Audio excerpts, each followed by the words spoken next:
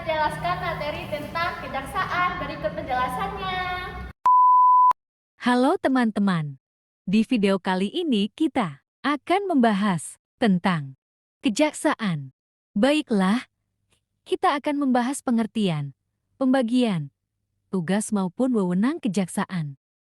Pengertian kejaksaan menurut Undang-Undang Nomor 16 Tahun 2004 tentang Kejaksaan Republik Indonesia menjelaskan bahwa kejaksaan adalah lembaga pemerintahan yang memegang kekuasaan di bidang penuntutan dan kewenangan lain sesuai dengan peraturan perundang-undangan.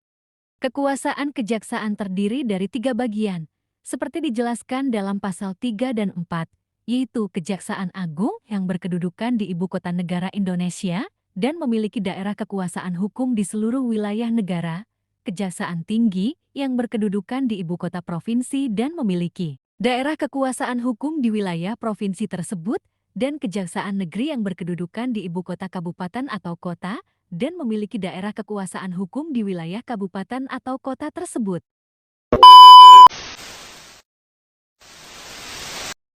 Nama Jaksa Agung Republik Indonesia saat ini adalah Sanitiar Burhanuddin. Mulai menjabat pada tanggal 23 Oktober tahun 2019 sampai sekarang, Jaksa Agung ditunjuk oleh Presiden Indonesia. Pejabat Jaksa Agung Perdana bernama Gatot Taroena Miharja. Kejaksaan dibentuk pada tanggal 19 Agustus tahun 1945.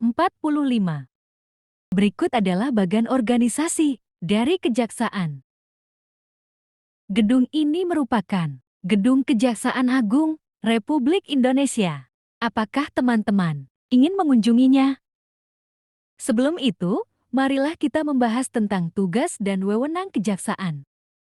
Menurut Undang-Undang Nomor 16 Tahun 2004 tentang Kejaksaan Republik Indonesia juga telah mengatur tugas dan wewenang kejaksaan yang dikelompokkan menjadi 3 bagian sebagaimana ditentukan dalam pasal 30, yaitu: pertama, dalam bidang pidana, melakukan penuntutan, melaksanakan penetapan hakim dan putusan pengadilan yang telah memperoleh kekuatan hukum tetap, melakukan pengawasan terhadap pelaksanaan putusan pidana bersyarat, putusan pidana pengawasan, dan keputusan bersyarat, melaksanakan penyidikan terhadap tindak pidana tertentu berdasarkan undang-undang, melengkapi berkas perkara tertentu dan untuk itu dapat melakukan pemeriksaan tambahan sebelum dilimpahkan ke pengadilan yang dalam pelaksanaannya dikoordinasikan dengan penyidik.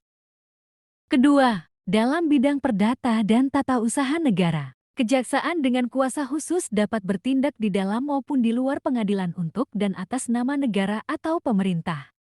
Ketiga, dalam bidang ketertiban dan keamanan umum, peningkatan kesadaran hukum masyarakat, pengamanan kebijakan penegakan hukum, pengamanan peredaran barang cetakan, pengawasan aliran kepercayaan yang dapat membahayakan masyarakat dan negara, pencegahan penyalahgunaan dan atau penodaan agama, penelitian dan pengembangan hukum statistik kriminal.